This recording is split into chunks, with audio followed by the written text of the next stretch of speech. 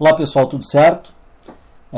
Treino em Foco, análise de artigo, e hoje nós temos um artigo aqui de um dos seguidores do Treino em Foco, Thiago Souza, nos enviou um trabalho que eles executaram, que tem um tema bem interessante, princípios utilizados na realização do projeto de equipamentos para musculação. No primeiro momento eu achei um pouco estranho assim, o título, depois comecei a entender um pouco melhor a ideia do Thiago nesse trabalho de pesquisa.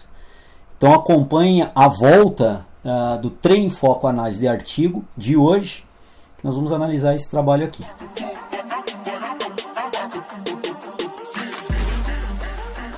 Bem pessoal, como eu já descrevi na chamada do vídeo, o trabalho ele trata sobre a construção e confecções de maquinários de musculação e trata sobre essa questão dos princípios utilizados. E como eu disse, foi um trabalho aqui de um dos seguidores do Treino em Foco que nos encaminhou, solicitou que a gente fizesse uma análise. Na verdade já faz tempo que a gente está para voltarmos com a série Treino em Foco Análise de Artigo, mas em função de uma outra atividade ou outras séries que entram nesses percalços, a gente acaba optando por outros trabalhos e acabou protelando o reinício dessa série. Mas vamos lá, aqui no resumo a gente já começa a tirar algumas informações. Vejam bem aqui, porém os aspectos mais importantes da musculação estão nos equipamentos projetados, onde, infelizmente, no país, não há qualquer meio legal que oriente a indústria esportiva. Isso é uma frase que me chama bastante atenção, vejo ela como bastante forte. Em relação aos procedimentos e respaldos necessários, ou seja, não há nada legal que oriente realmente essa indústria esportiva na confecção e desenvolvimento de maquinários de musculação. Eu não fui atrás dessas questões, mas como foi colocado aqui no artigo, eu sigo aqui as orientações e as colocações dos autores. Não há qualquer controle de qualidade que determine a segurança dos equipamentos projetados. Isso é uma coisa bastante preocupante a partir do momento que realmente não exista essas questões de controle de qualidade e produção do material. Embasamento funcional seria alcançado pelo conhecimento científico. Aqui uma parte lá no final, depois do trabalho, aqui é apenas uma parte do resumo do trabalho. Eu vou pontuar rapidamente aqui alguns pontos do trabalho para que vocês possam entender em linhas gerais aqui o que os autores projetaram. Então aqui na introdução, vejam bem. Entre outros aspectos que eles vêm comentando, eles colocam o seguinte: porém, infelizmente não há controle de segurança aos equipamentos projetados, especificamente para a base dessa esfera empresarial, ou seja, da esfera empresarial que atua no ramo de produção, confecção de maquinários de TRP, de treinamento resistido com peso. É nesse formato que eles introduzem, que os autores introduzem e justificam e mostram a relevância do trabalho. A única necessidade para que você possa industrializar e comercializar equipamentos legalmente é a abertura da firma, ou seja, da empresa. Parece que essa é a única exigência. E, pelo que eles colocam aqui, o CREF, a realização posterior de intervenções na área, sugerimos a investigação de máquinas e equipamentos mais robustos. Ou seja, parece que já houve algum envolvimento do CREF nesse sentido aí, mas parece que ainda muito brando, no sentido de verificação da qualidade, ou algum selo de qualidade dos materiais produzidos. Talvez aí a Sociedade Brasileira de Biomecânica pudesse se manifestar nesse sentido e até gerar uma certa pressão para que se pudesse ter algum tipo de acompanhamento mais de perto sobre a confecção e construção desses maquinários. Porque como os autores colocam aqui, se essa é a única necessidade legal, que você possa industrializar e comercializar o equipamento, é simplesmente a abertura da firma. Nada mais, a princípio, pelo que os autores aqui é exigido. Portanto, para este fim, é necessário que o projeto esteja fundamentado em muitos princípios, aqui criticando os projetos que unicamente foram feitos com a abertura da firma, como é colocado aqui. Portanto, para este fim, é necessário que o projeto esteja fundamentado em muitos princípios. Entre eles encontram-se os princípios da cinesiologia, antropometria e ergonomia, abordados nas esferas acadêmicas, aqui no meio acadêmico universitário. Então os autores começam finalizando aqui a introdução colocando isso, que não basta, no entendimento deles, somente a abertura da empresa. Também, para que se tenha uma boa segurança e efetividade nesses maquinários, se precisa confeccioná-los a partir de alguns conhecimentos de cinesiologia, antropometria e ergonomia. Eu colocaria aqui, unindo vários desses aspectos, algumas relações biomecânicas também. Aí os autores justificam dentro disso o principal objetivo, o objetivo geral do trabalho, O presente artigo tem como objetivo principal expor os princípios utilizados por especialistas em suas respectivas áreas, no desafio de elaborar o projeto de equipamentos para musculação em um país sem normalizações específicas. Me parece bastante preocupante isso. Não, como eu disse anteriormente, não fui a fundo verificar as normas legais nesse sentido. Estou seguindo aqui as orientações dos autores do trabalho, mas é bastante preocupante se as coisas realmente forem exatamente como os autores colocam aqui. Eles caracterizam aqui dentro da metodologia o tipo de pesquisa utilizada. Por exemplo, pesquisa do tipo exploratório, um estudo de caso, de caráter qualitativo. No primeiro momento eu também não estava entendendo muito bem porque o caráter qualitativo estudo de caso, depois eu entendi melhor. Foi uma estratégia de conversação entre educador físico, especialista em fisiologia e biomecânica e um engenheiro mecânico, no sentido de avaliar alguns maquinários e construir ou ter delineamentos para a construção teórica de um maquinário. E dentro disso expor os princípios que seriam necessários para a confecção desse material, ou seja, o que nós deveríamos seguir como orientações gerais. Onde os profissionais envolvidos expuseram as alterações realizadas sobre os princípios abordados para o alcance dos resultados, que posteriormente adaptamos à publicação científica.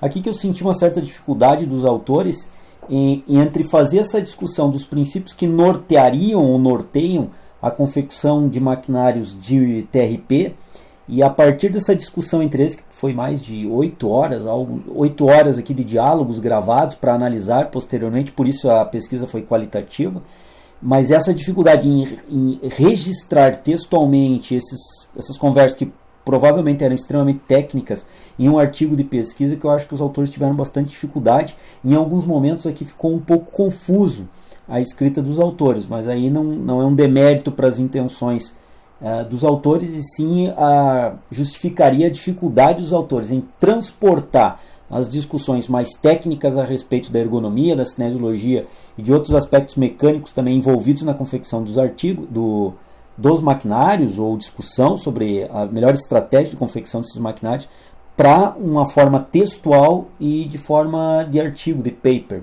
Parece que eles tiveram bastante dificuldade nisso.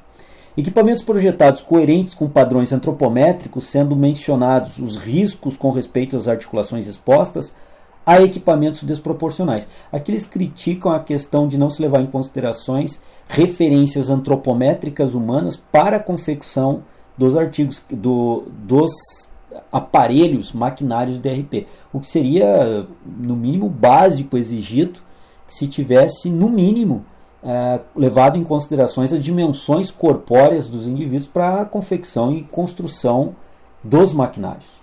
As adequações aos padrões humanos para que o alcance do eixo mecânico alinhado com o eixo articular foi considerado necessário para projetar a estrutura em milímetros devido a ser os padrões da engenharia mecânica. Aqui os autores colocam a questão de quais seriam a unidade de medida de distância pela engenharia mecânica no momento da confecção, e aqui eles colocam um dos itens dentro desses princípios, que deveria sempre seguir a orientação em que o maquinário pudesse permitir a orientação do eixo articular do indivíduo ao eixo mecânico do maquinário. Então vamos imaginar, por exemplo, um extensor de joelho sentado, onde o indivíduo, ao executar a extensão de joelho, ele tem uma extensão fase concêntrica, flexão fase excêntrica. Então tem um movimento de extensão-flexão do joelho e um eixo látero-lateral imaginário sobre a articulação do joelho. Nessas condições, esse eixo imaginário da articulação do joelho deveria coincidir com o eixo mecânico do aparelho. Ou, entre outras, lido de outra forma, ou entendido de outra forma, o aparelho deveria proporcionar condições de que o indivíduo com diferentes dimensões pudesse adequar o assento da máquina para que, independente das suas dimensões corporais, seu comprimento de coxa, comprimento de perna, ele pudesse alinhar a articulação do joelho com a articulação mecânica do aparelho, do braço de alavanca do aparelho, onde vai fazer a flexão e extensão do joelho, representando aqui, por exemplo, o aparelho de extensor de joelhos sentados. Então aqui eles se apoiam muito nesse princípio, eles usam muito esse princípio para discutir os aspectos do trabalho. Os dados coletados foram adaptados a proporcionar uma compressão ao âmbito de publicação científica. Eu acho que aqui eles tiveram bastante dificuldade, porque até em alguns momentos eu senti dificuldade em ler o trabalho. Muito provavelmente em função dessa transferência, como eu disse antes, de um trabalho mais técnico para um trabalho textual em termos de artigo científico.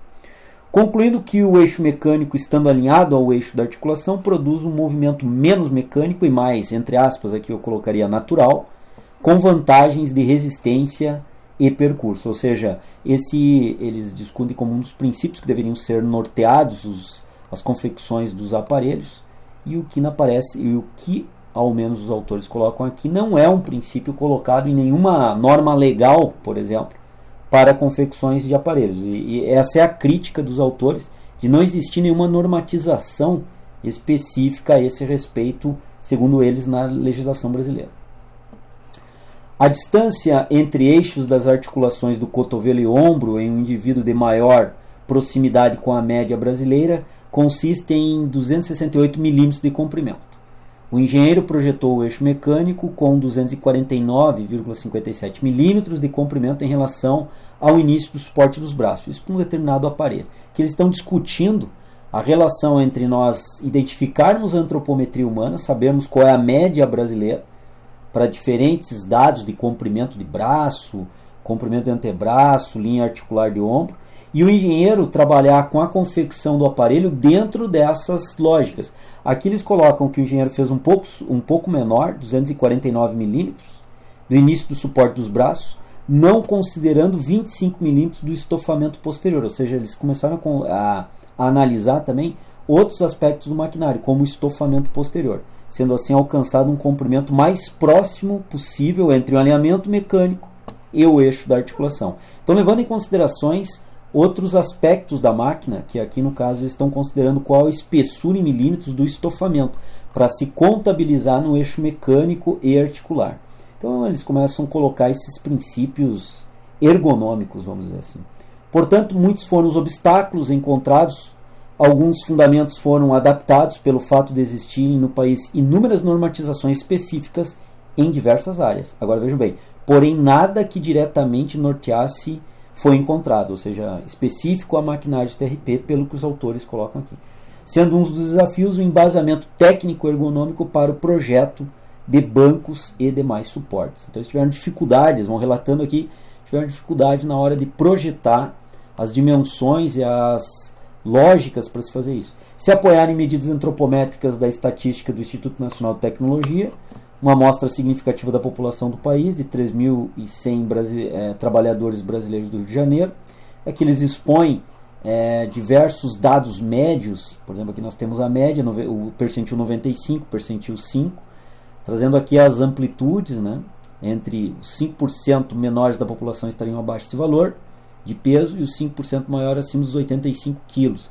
E aqui para diversos outros dados antropométricos são relatados. E aqui eles mostram então algumas dimensões corpóreas que eles levaram em consideração para poder fazer essa discussão e poder elaborar princípios ou ter normas ou algumas lógicas individuais de princípios para a confecção, por exemplo, aqui no aparelho RAC, né, na plataforma do RAC.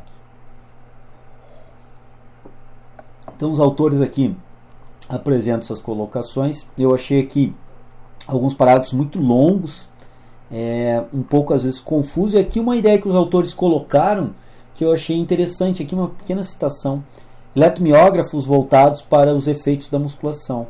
E aqui, como eu coloquei nessa observação minha, vejam bem, uma ideia, aqui uma suposição minha, uma ideia ao ler o artigo, pensando, refletindo, poderíamos sugerir ou pensar que na produção de novos aparelhos seria interessante apresentar no lançamento desses aparelhos os resultados da eletromiografia utilizando esses aparelhos. Ou seja, vamos imaginar uma situação em que nós, para termos um determinado selo de qualidade ergonômica dos aparelhos de musculação, determinado aparelho novo projetado e vendido no mercado, nós teríamos que apresentar, por, digamos, uma situação por força legal, por legislação, teríamos que apresentar estudos eletromiográficos de aplicação desse aparelho. Fato que no momento, pelo colocado pelos autores, não existe. Mas seria algo interessante, refletindo aqui com o seguidor do Treino Foco, seria algo interessante. Antes de lançarmos um aparelho no mercado, um aparelho já conhecido, por exemplo, um leg press 45 graus, mas numa nova marca que tem ângulos diferentes, quilagens diferentes, seria interessante primeiro apresentarmos o projeto.